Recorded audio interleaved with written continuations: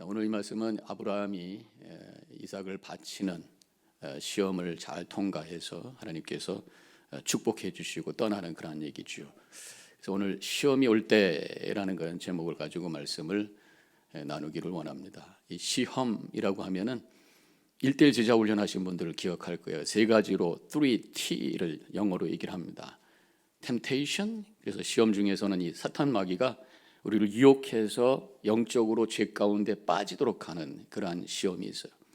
그다음에 trial이라고 하는 것은 뭐 법정에서 트라이얼 하는 것도 있지만 시련이라는 단어도 있어요. 많은 그 어려움 속에서 고난을 당하고 또 힘들어할 때가 있습니다. 어떤 때는 이유를 모르겠어요. 왜 이렇게 힘들어?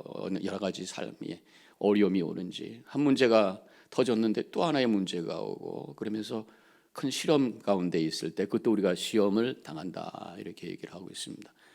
또 한 가지 세 번째 T는 test. 그래서 하나님께서 우리의 믿음을 더 성숙하게 하기 위해서 주시는 의도적인 시험이라고 할 수가 있죠. 이런 다양한 시험이 있습니다.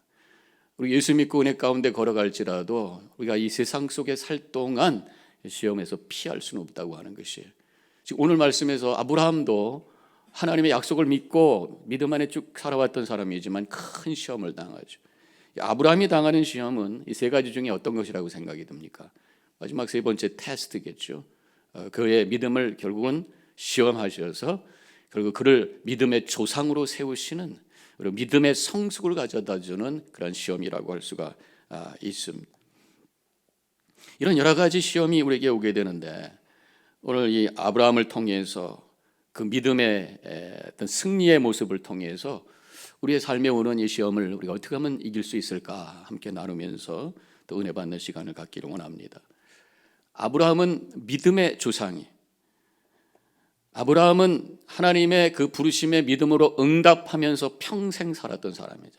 갈대아 우르에 있을 때 하나님께서 내가 너에게 지시할 땅으로 가라. 한 번도 가지 못했지만 하나님의 부르심에 응답하고 그저 아멘하고 믿음으로 출발한 사람이죠. 그래서 가나안까지 왔어요. 엄청나게 먼 거리죠. 그때 하나님께서 그에게 약속을 주신 것이 세 가지, 땅을 주고 민족을 주고 복이 되게 해주겠다 이렇게 말씀을 주셨어요. 그 약속을 믿고 따라왔어요. 근데 뭐 한 20여 년 살면서도 땅 한 평도 갖지 못했고 아들도 없었고 아무 일이 일어나지 않았지만 계속해서 믿고 주님만을 바라보면서 살았어요. 그러다가 하나님께서 그 약속을 이제 응답해 주시면서 100세에 아기를 낳을 수 없는 그런 상황에 포기할 수밖에 없는 상황에 하나님께서 아들을 주신다고 하셨고 그 약속을 결국은 믿어서 그 약속이 이루어지는 그런 은혜를 체험하게 됐어요. 그래서 이삭이 태어난 거예요. 얼마나 기쁨이 있고 얼마나 복된 시간이었겠습니까? 그런데 난데없이 갑자기 이제 아들이 어느 정도 컸는데 그래서 너무 행복한 그런 시간을 갖고 있었는데 하나님께서 그 아들을 바치라. 엄청난 도전이고 엄청난 시험에 지금 빠지게 된 상황이 되었습니다. 아들을 주셨다가 또 아들을 달라고 하는, 달라고 하는데 그냥 목회자로 바쳐라 그 정도가 아니라 제단 위에 제물로 바치라. 아들을 죽게 하라. 그런 충격적인 그런 시험이에요. 이러한 하나님의 요구, 도저히 납득할 수 없는 시험에 빠진 상황이라고 할 수가 있어요. 우리가 예수 믿고 믿음 안에 살아갈 때 그러면 지금부터 천국이 시작이 되어야 되는데 여전히 때로는 생각지 않았던 문제 가운데 봉착할 때가 옵니다. 어떤 때는 사고를 만나기도 하고 어떤 때는 큰 질병에 걸리기도 하고 어떤 때는 큰 관계 엎음 속에서 씨름하면서 살 때 이런 여러 가지 시험과 여러 가지 삶의 도전 속에 있을 때에 우리는 그것을 어떻게 이겨낼 것인가? 이게 우리에게 주어진 하나의 과제죠. 오늘 이 아브라함의 얘기를 통해서 몇 가지 우리가 깨닫게 되는 것을 함께 나눠보려고 합니다. 첫 번째로는 아브라함을 통해서 깨닫는 것이 시험을 큰 믿음으로 이겨라 라고 하는 메시지를 받게 됩니다. 시험을 이길 수 있으려면 시험보다 더 큰, 우리에게 도전하는 어려움보다 더 큰 믿음으로 그것을 이겨내면 된단 말이죠. 왜냐하면 우리가 믿는 하나님, 우리 분명히 고백해야 될 줄로 믿습니다. 우리 삶의 문제는 엄청 커요. 어떤 땐 거기에 지쳐가지고 우리가 끼어서 꼼짝달싹 못하지만 아까 우리가 찬양했습니다만 눈을 들어 주님을 바라볼 때에 그 하나님은 그 문제보다도 훨씬 크신 하나님인 줄로 우리는 분명히 고백해야 될 줄로 믿습니다. 그런 하나님을 믿음으로 고백할 때에 우리는 시험을 이길 수가 있다고 하는 것입니다. 시험이 올 때 오히려 주님을 향해 더 한 걸음 다가갈 때에 시험보다 더 큰 하나님을 우리가 보게 되고 더 큰 믿음을 가지고 시험을 이겨낼 수 있는 능력을 갖게 되는 줄로 믿습니다. 근데 사실은 시험이 오고 어려움이 오면은 그게 그렇게 잘 안 되는 게 우리의 현 주소란 말이죠. 사실 어려움이 오면은 믿음이 흔들려요. 더 약해지기도 하고 삶이 힘들고 몸이 힘드니까 하나님 앞으로 가까이 갈 힘도 없어서 오히려 뒤로 멀어지고 주저앉아서 그러면서 때로는 하나님에 대해서 왜 이런 일이 나에게 생깁니까? 라는 불편한 마음을 가지고 주님을 보게 될 수도 있다고 하는 것입니다. 아브라함은 어떻게 했을까? 그렇게 하나님께서 귀한 아들을 주셨어요. 얼마나 행복했겠어요. 100세의 아들이 생기다니. 하나님의 은혜인 줄로 믿습니다. 눈물로 하나님의 은혜를 고백하며 할렐루야 찬양을 할 것이요. 그런데 그 이삭을 바치라고 했을 때 얼마나 큰 충격이었겠어요. 그래서 하나님 이럴 수가 있습니까? 하면서 반항하고 고민하고 잠 못 자고 눈이 뻘게 가지고 그랬더라 이런 말씀이 성경에 있나요? 없어요. 22장 1절과 2절에 보면 하나님께서 이삭을 바치라는 명령이 나오고 3절에 가서 그대로 군소리 없이 아침에 일어나서 나귀에 나무를 싣고 이삭과 떠나는 장면이 이어지고 있는 것을 보게 됩니다. 그런 하나님의 충격적 시험 앞에서 아브라함은 흔들림이 없이 그저 하나님을 붙들고 그 시험 앞에서 더 큰 믿음을 가지고 여전히 갖고 있던 믿음을 가지고 앞을 향해 나가는 모습을 우리는 이 말씀을 통해서 보게 되는 것입니다. 오히려 제 생각에는 하나님께서 지금까지 주셨던 그 약속의 말씀을 더 꽉 붙잡았을 거예요.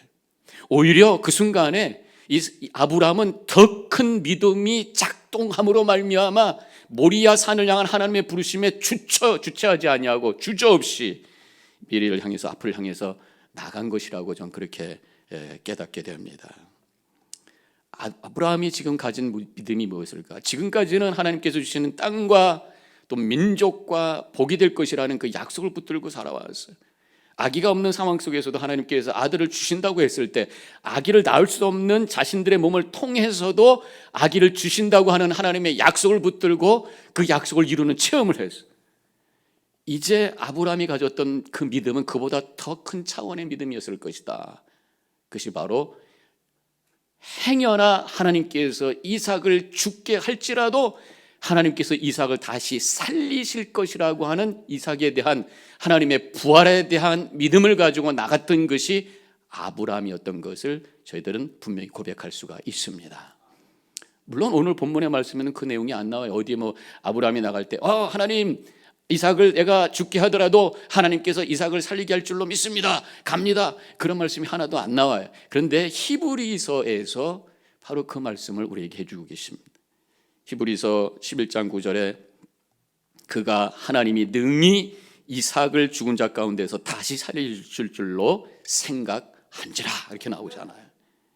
지금까지의 믿음은 잉태의 믿음, 다 더 이상 생육할 수 없는 그런 상황 속에서 아기를 주실 수 있다고 하는 믿음이었다면 이제 아브라함이 결단한 믿음은 죽었지만 죽음에서도 부활한다고 하는 더 큰 믿음, 부활의 믿음을 가지고 나아감으로 이 모든 시험을 이겨낸 줄로 믿습니다. 그래서 우리가 여러 가지 도전이 있을 때 이때가 나의 믿음을 더 크게 할 때구나라는 그것을 우리가 바라보면서 나가는, 이 아브라함이 그러한 믿음을 통해서 우리가 갖고 있는 믿음도 부활의 믿음 아닙니까? 결국 예수님께서 부활하실 것이고 우리가 믿음으로 우리도 부활할 것이라고 하는 이 믿음, 이미 아브라함이 가졌던 믿음이고 우리가 가진 믿음이고, 그래서 결국은 아브라함의 그 부활에 대한 믿음으로 말미암아 우리에게 믿음의 조상이 되는 놀라운 은혜를 허락해 주신 줄로 믿습니다. 그래서 로마서 4장 16절에서 아브라함의 믿음에 속한 자에게도 그러하니 아브라함은 우리 모든 사람의 조상이라 그렇게 말씀하고 있어요. 믿는 사람의 조상, 모든 믿는 사람의 조상, 부활의 믿음을 가지고 승리했던 우리의 믿음의 조상이 바로 아브라함이 되었다 말씀하고 있는 것이에요. 우리의 정 속에도 여러 가지 어려운 그런 도전이 있어요. 우리가 큰 문제를 만나면은 이렇게 아브라함처럼 가만히 작동이 잘 안 되죠. 어떤 때는 하나님 어떻게 이럴 수가 있습니까? 무너질 때도 있고 힘들 때도 있고, 대부분의 사람들은 이렇게 묵묵히 순종하면서 나가는 것이 쉽지가 않아요. 하나님께서 주시고 왜 또 뺏어가요? 이렇게 큰 은혜를 주셨는데 왜 또 하나님 저희들이 이렇게 절망적인 어려운 상황을 주십니까? 왜 비참하게 만드십니까? 왜 내가 무슨 잘못을 했습니까? 내가 도대체 다른 사람들은 멀쩡한데 왜 나한테만 이런 어려움이 옵니까? Why me? 라는 질문을 하면서 주님 앞에 또 이렇게 도전하는, 그런 갈등하는 그런 모습을 우리가 가질 수도 있어요.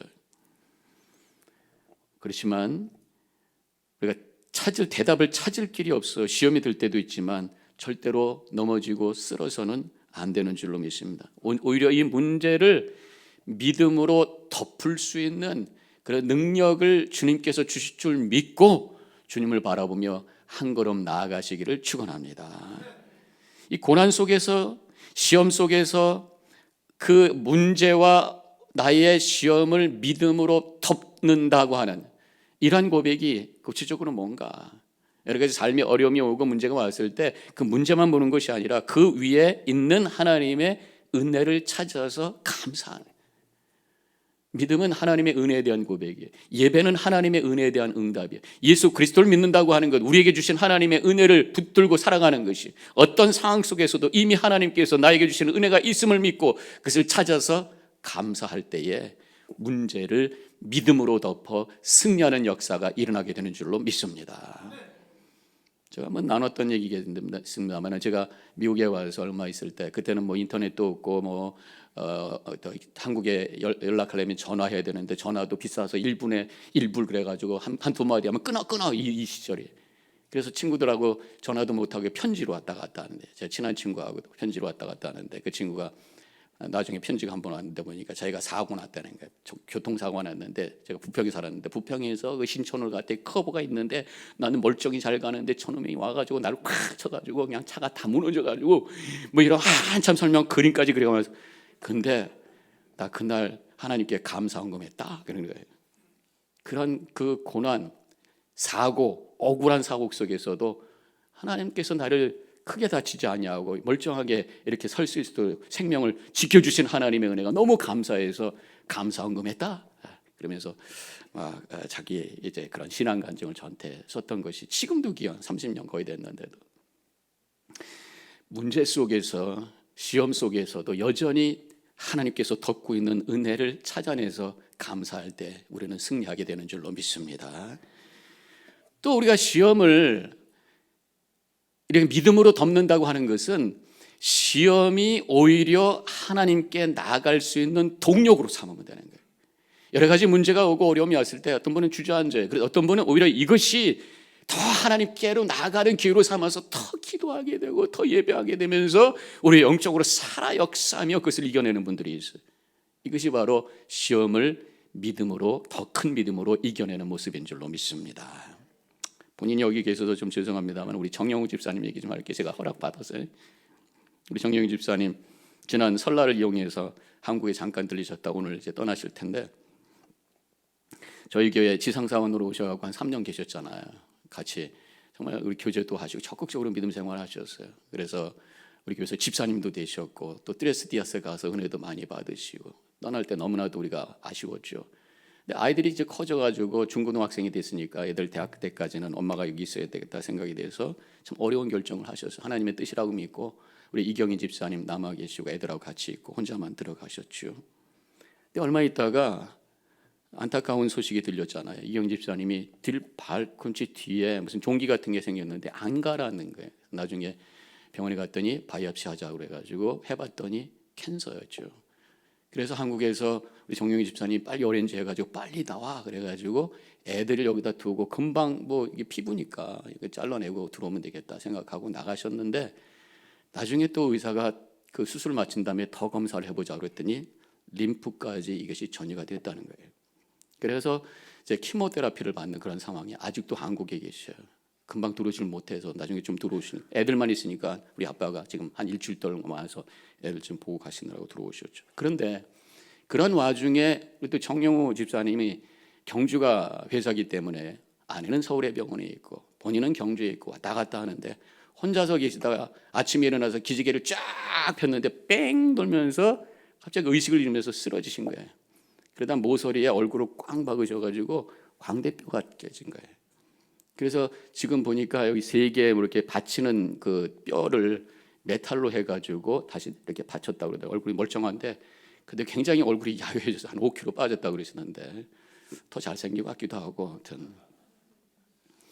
근데 이런 좀 엎치고 덮치고 애들은 그냥 여기 있고 금방 엄마가 올 수도 없으니까 얼마나 여러 가지로 힘들어요. 이런 상황 속에서 지금 한국에서 이제 들어오셔서 제가 뭐 카톡으로도 그 전에 얘기를 했습니다만 저 잠깐 이번에 만나서 대화를 하는데 처음에 한국에 혼자 갔을 때에 식구도 갔을 때에 여기서 신앙생활 열심히 하셨지만 교회도 정착하지 못하고 신앙생활을 제대로 하지 못하다 보니까 영적으로 게을러졌어요. 그런데 오히려 이 고난을 통해서 더 기도하게 되었고 더 하나님께 가까이 가게 되고 원래 우리 이경희 집사님 믿음이 좋아. 근데 우리 정영 집사님이 지금 이렇게 좀 뒤에서 이렇게 하다가 이번에 정말 하나님께 더 열심히 기도하고 그래서 두 부부가 정말 하나님께 더 가까이 가면서 오히려 이전보다 더 하나님의 은혜를 경험하며 믿음 안에 살아가고 있는 모습을 간증하면서 제가 얼마나 은혜를 받았는지 몰라요. 바로 이것이 시험을 믿음으로 덮는 역사인 줄로 믿습니다. 저는 이렇게 이제 앞으로 하나님께서 이 가정을 통해서 우리 이경희 집사님 온전히 치유될 줄로 믿습니다. 우리 어린 자녀들도 여기서 잘 자라 하나님께 영광 돌리는 그 가정 될 줄로 믿습니다. 우리 정영 집사님 가정을 위해서 열심히 기도해 주시길 바라겠어요.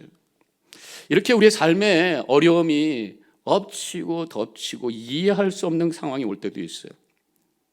그렇지만 거기에 너무 우리가 붙들리지 말고 거기에 묶이지 말고 눈을 들어 좋으신 하나님을 바라보면서 하나님께서 나를 인도하실 줄 믿고 나아갈 때에 결국 그 시험을 이겨내며 전국의 하나님의 더 큰 은혜 가운데 거하게 될 줄로 믿습니다. 이것이 우리의 믿음인 것이에요. 이렇게 한번 비유를 제가 해볼게요. 만약에 우리 초등학생이 수학 문제를 딱 받았는데 미적분이야. 미적분이 뭔지도 모르잖아요. 미적분 나도 기억이 갈등할 날듯 말듯 옛날에 참 잘 풀었는데 어떻든 미적분 이런 거 풀면 나중에 답은 간단해요. 뭐 제로 원 이렇게 되는데 보면은 막 뭐 시그마 어쩌고 해가지고 막 글씨도 막 이상하게 생긴 거잖아요. 초등학생 보면 기가 막힌 거예요. 이게 도대체 뭐냐고. 그런데 그 문제 준 사람은 답을 알아요, 몰라요? 알아. 이 초등학생은 그 문제 가지고 내가 풀려고 애쓸 필요 없어요. 아는 분 있으니까 그 앞에 가서 그걸 맡기면 되는단 말이지. 그걸 기다리면 되는 것이. 우리 인생도 마찬가지. 여러 가지 문제가 왔을 때 아무리 고민하고 생각해도 난 못 풀겠어. 그러면 그 문제를 주신 그 시험을 주신 하나님은 그 답을 아시기에 하나님께 맡기고 기다리는 거지. 어느 순간에 하나님께서 그것을 깨닫게 하시고 이 상에서 내가 못 깨닫으면 천국에 가서 하나님 만났을 때 분명히 그 대답을 깨닫게 될 줄로 믿습니다. 맡기고 나가는 거예요. 이것이 바로 믿음으로 우리 시험을 이겨내는 방법이라고 하는 것입니다. 또 이렇게 비유를 한번 해볼까요? 시험 문제를 딱 받았어요. 10문제인데 첫 번째 문제가 굉장히 어려워. 아무리 풀려고 해도 안 돼. 공부 잘 못하는 애들은 거기서 계속 붙들고 있다가 땡 하고 그래서 빵점 맞는 거예요. 근데 좀 똑똑한 애들은 풀려고 하는데 몰라. 제가 그렇게 했어요. 몰라. 그럼 놔두고 그냥 2번 문제로 가는 거예요. 막 풀다 보면은 이제 시간이 남아서 다시 돌아와. 고민하다가 풀면 풀고 안 되면 할 수 없고 그래도 90점이에요. 우리 인생은 마찬가지란 말이죠. 삶에 여러 가지 문제가 왔을 때 내 머리로 이해가 안 될 때는 그저 더 크신 하나님께 맡기고 그 다음 단계로 하나님께서 주시는 그 삶을 향해서 나아갈 때에 결국은 그 삶이 복된 인생이 될 것이고 결국 하나님의 은혜를 깨닫게 되는 승리의 삶을 살게 되는 줄로 믿습니다. 시험을 더 큰 믿음으로 덮어버리시고 이겨내시며 승리하시기를 주님의 이름으로 간절히 축원합니다. 또 한 가지 오늘 말씀을 통해서 깨닫는 것은 우리가 그 시험을 만났을 때 집착을 내버려야 그것을 이길 수 있구나라는 것을 깨닫게 됩니다. 믿음은 하나님이 주시는 것을 받는 거면서 동시에 내 것을 포기하는, 내 것을 내려놓는 것이 또한 믿음의 차이. 근데 그것이 역설이에요. 내 것을 내려놓을 때에, 내 것을 풀어놓을 때에, 손을 펼칠 때에 하나님의 것을 내가 받을 수 있다고 하는 역사가 그 속에 있습니다.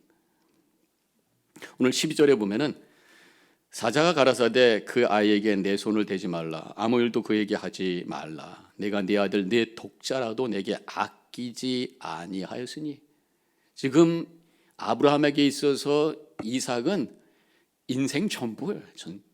100세에 얻은 그 아들, 얼마나 귀한 아들입니까? 놓칠 수 없는 아들이에요. 꼭 붙잡고 있는 아들이, 그럴 수 있는 아들이, 집착할 수 있는 아들이. 그런데 하나님께서 달라고 했을 때 그저 그것을 손을 내려놓고 그 집착을 내려놓고 하나님께 드리는, 이것을 주님께서 보시고 기뻐하시고 믿음의 조상이라, 그렇게 그를 인정해 주신 것을 우리가 보게 되죠. 우리 삶에 혹시 내가 붙들고 있는 것은 없는가? 그것이 이게 우리가 다른 말로는 우상이라고 할 수 있어요. 꼭 붙잡고 이거 없으면 내 인생이 완전히 망가질 것 같아, 무너질 것 같아. 그래서 벌벌벌 떠는, 조금 그것이 잃어버렸다거나 데미지가 되면은 벌벌벌 떨면서 막 잠도 못 자면서, 이런 것들이 혹시 무엇인가? 그것이 재물이 될 수도 있고, 또 그것이 어떤 내 명예가 될 수도 있고, 그것이 또 어떤 나의 여러 가지 자식이 될 수도 있고, 이런 것이 있을 수 있단 말이에요. 오히려 그것을 내려놓을 때에 거기서 하나님께서 주시는 그런 은혜를 우리가 체험하게 되는 것입니다. 이게 물질에 집착을 하다가 오히려 나중에 고통을 당할 수 있어요. 집착이라고 하는 것은 꽉 붙잡는데 그 동기가 사실은 욕심이에요. 그래서 결국 그것이 분매랑이 되어서 내 인생을 파괴하게 됩니다. 물질에 집착하다가 오히려 그 인생이 무너지는 경우들이 있어요. 하나의 예가 될 수 있겠습니다만은 sunk cost fallacy라는 단어를 제가 어디서 어떻게 주워 듣게 됐어요. 이건 경제적인 용어인데, sunk라는 게 sink의 과거 분사형이잖아요. 빠진다, 그런 말이잖아요. 그 다음에 cost, 이 빠진 코스트를 fallacy라고 하는 것은 이제 오류, 잘못한다 그런 얘기예요. 그래서 이것을 한국말로 번역하면은 매물, 비용, 오류. 굉장히 어려운 단어인데, 이게 무슨 얘기냐면 잃어버린 것에 대해서 집착하다가 더 무너지는 그런 경우를 얘기하는 것이에요. 주식을 투자를 했어요. 잘 될 줄 알고, 요새 그 테슬라가 뭐 그렇게 된다. 테슬라가 막 올라갈 때 신난다고 그랬는데 지금 뭐 막 떨어지잖아요. 이게 떨어져. 또 떨어질 때가 산다고 그래서 또 더 샀어. 그럼 이게 올라가야 되는데 또 떨어져. 그래서 또 어떻게 더 사야지. 잃어버린 거 지금 막 그냥 휴지 조각이 되고 있는데 이거 어떻게 해서라도 건지기 위해서 그럼 지금 더 투자해. 돈이 없어. 그러면 은행에서 론 얻어갖고 투자해. 크레딧 카드 긁어서 투자해. 될 줄 알았어. 더 떨어져. 나중에 막 은행에서 빚 도청 오고 크레딧 망가지고 뱅크럽시하고 무너져서 완전히 어느 순간에 탁 손 놓으면 되는데 이걸 놓지를 못해서 붙들고 쫓아가다가 지금 썬크, 완전히 빠져버려서 거기서 인생이 무너져 버리는 그런 현상, 이것을 이제 sunk cost fallacy다 이렇게 얘기한다고 하는 게, 이게 집착 때문에 생기는 거란 말이에요. 물질의 집착 때문에 쫓아가다가 빚더미 안고 파산이 오고 허우적거리고 돈에 대한 집착을 포기하지 못해서 인생을 파괴하는, 돈 하다가 그냥 돌아버리는 그런 상황이 되어버리는 그런 결과라고 할 수 있겠죠. 사람에게 집착하다가 또 어려움 생기는 경우가 있어요. 그래서 아이들에게 너무 집착을 하다가 그래서 애들을 막 잡는다고 그러죠. 막 아침부터 밤까지 뺑뺑뺑 돌리고 과외하고 학원 다니고 피아노하고 운동하고 끊임없이 애들에게 강요하고, 그러다가 아이들하고 나중에 문제가 생기고 애들이 티네이저가 되는데도 그걸 이해하지 못하고 계속 컨트롤하고 조정하려고 하다가 싸우고 갈등하고 아이에게 큰 상처를 주고 나중에 아이들이 빗나가고 인격적으로 왜곡되고 그러면서 문제가 생겨서 눈물을 흘리면서 고통스러워하는 그런 가족들 가끔 있잖아요. 이것이 바로 집착하다가 생기는 그런 잘못된 결과라고 할 수 있어요. 아들이 다 컸어요. 장가까지 갔는데도 그 엄마가 그 아들을 집착하고 놓지를 못해요. 그러니까 고부간의 갈등이 오고, 고부간의 갈등 때문에 부부가 싸우고 집안이 풍지박산이 나고, 뭐 드라마 같은 얘기.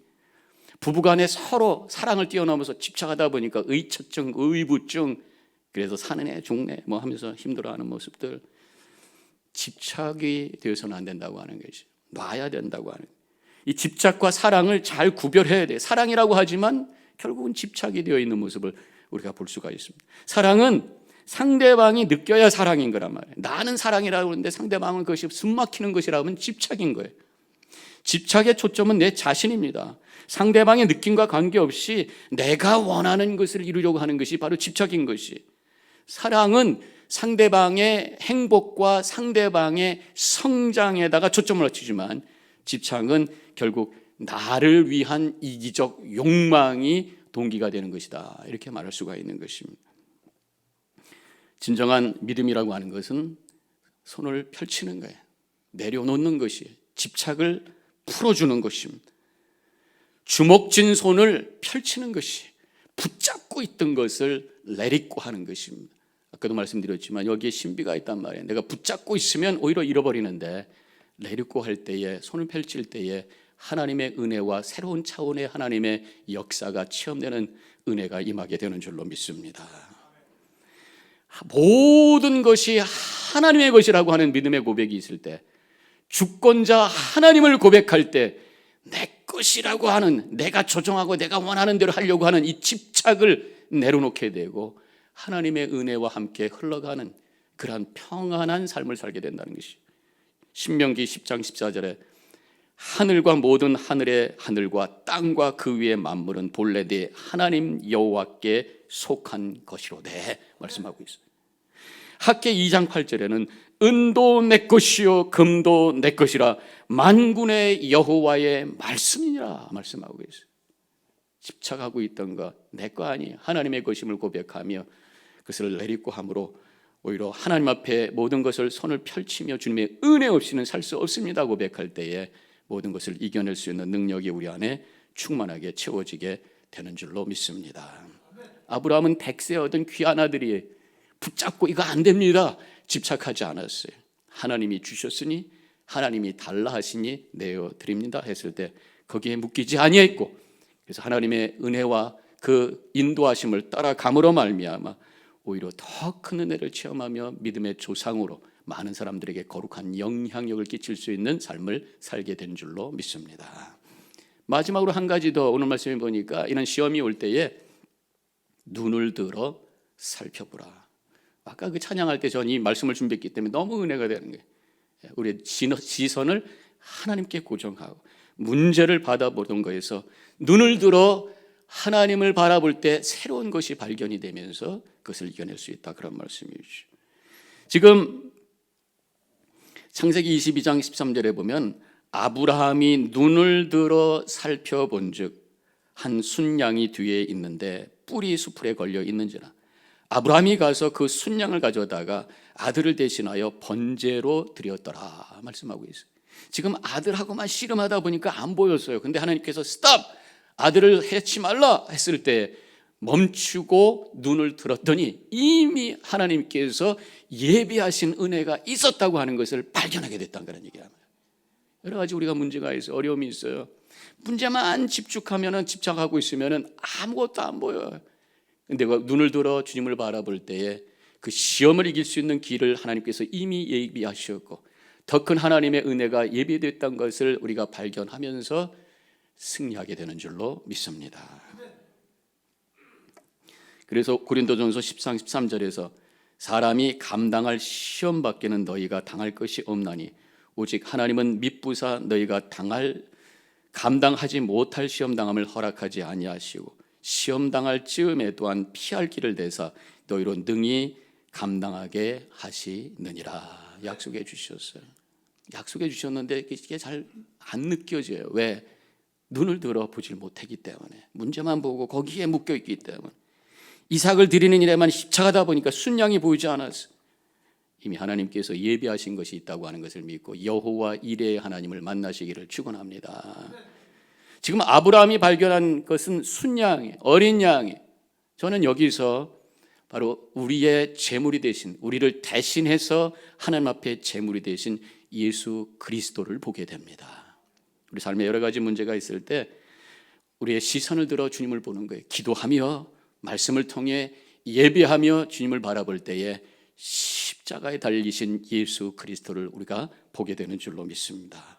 그때 십자가를 통해서 우리에게 구속의 은혜를 허락해 주신 그 은혜로 말미암아 우리의 눈이 열리기 시작하는 것이.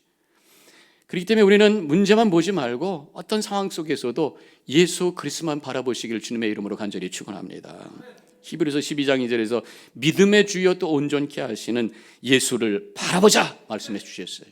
어떤 상황 속에서도 우리의 초점이 흐려지지 않도록 예수님만을 바라볼 때에 여러 가지 고통과 어려움 속에 있을 때 십자가에서 고통당하시며 같이 아파하시며 우리를 위로해 주시는 주님을 만나게 될 것이고, 여러 가지 절망하고 있을 때 죽음에서 부활하셔서 새로운 생명의 길을 열어주시는 주님을 바라보면서 우리는 소망 가운데 승리하게 되는 줄로 믿습니다. 지금은 고인이 되셨지만 유명한 이중표 목사님이라는 분이 있어요. 이분이 별세 신학이라는 그런 어떤 표현을 하셔서 많은 사람들에게 유명한 그런 목사님이 되셨는데, 이 별세 신앙이라고 하는 건, 별세는 죽음이란 말이에요. 죽음에 대한 높은 표현이잖아요. 예수님의 죽음을 통해서 우리에게 주신 구원의 은혜에 대한 말씀을 별세라는 단어로 독특하게 표현을 했던 거죠. 근데 그분이 이제 큰 병에 걸리셨어요. 그분의 그 칼럼을 제가 읽었던 적이 있었는데, 병원에 누워 있는데 하룻밤은 기도하고 있는데 하나님의 책망이 느껴지더라는 거예요. 너는 나를 믿느냐 아니면 의사를 믿느냐? 내가 너를 고치는가 아니면 의사가 너를 고친다고 생각하느냐? 그때 이제 이 목사님이 대답합니다. 사랑하는 주님, 당신이 나의 의사이시고 하나님, 당신이 나의 치료자이심을 믿습니다. 당신만이 나를 고치실 줄로 믿습니다. 그때 하나님께서 이렇게 말씀하시는 것이 느껴졌다는 거예요. 나는 너의 병을 고치는 것보다 먼저 내 안에 별세의 치유가 있기를 원하노라. 그렇게 말씀하신 거예요. 별세의 치유라고 하는 것은 바로 십자가에 달려 돌아가신 예수 그리스도를 통해서 구원의 확신을 가지고 내 영혼이 회복되기를 원하노라, 그런 말씀이죠. 그때 그가 깜짝 놀라면서, 그때 하나님께서 주시는 어떤 음성이 들려지면서 이사야 53장 5절이 기억이 나더라는 거죠. 그가 찔림은 우리의 허물을 인하며 그가 상함은 우리의 죄악을 인함이라. 그가 징계를 받음으로 우리가 평화를 누리고 그가 채찍에 맞음으로 우리가 나음을 받았노라. 예수 그리스도를 통해서 나에게 주시는 은혜, 예수님을 통해서 나에게 주시는 치유와 회복의 역사, 이것이 깨달아지면서 이제 마음의 평강이 오기 시작하고, 나에게 주어진 그 병이 나의 친구라고 생각하면서 잘 사귀다가 보내줄 친구로 받아들이면서, 그 병이 나를 성숙하게 도와줄 친구요, 예수님과 함께 사는 겸손과 인내를 가르치는 안내자로 인정하면서 내가 살겠습니다 고백을 하면서 자유함을 얻게 되었습니다. 이런 고백을 하고 있었습니다. 하는 그런 글이었어요. 이 목사님은 죽음의 두려움에서 자유함을 얻고 영생의 소망 속에서 승리의 삶을 살다가 결국 하나님의 나라로 연락되신 것을 저희들이 분명히 고백할 수가 있습니다. 오늘 말씀을 정리하기 위해서, 우리 삶에 시험이 올 때가 있습니다. 그러나 시험보다 더 큰 하나님을 바라보며 더 큰 믿음으로 시험을 덮어 승리하시기를 축원합니다. 마음을 비우고 집착을 내려놓고 오히려 손을 펼쳐서 손 위에 채워주시는 하나님의 거룩한 은혜로 충만하시기를 축원합니다. 더 나아가 눈을 들어 주님을 바라보며 여호와 이레의 하나님을 바라보고 예수 그리스도를 바라봄으로 말미암아 확신을 가지고 그 능력을 가지고 그 시험을 이겨내어서 내 삶 속에 하나님 나라를 세워가는 우리 모든 성도님과 제가 되기를 주님의 이름으로 간절히 축원합니다. 기도하겠습니다.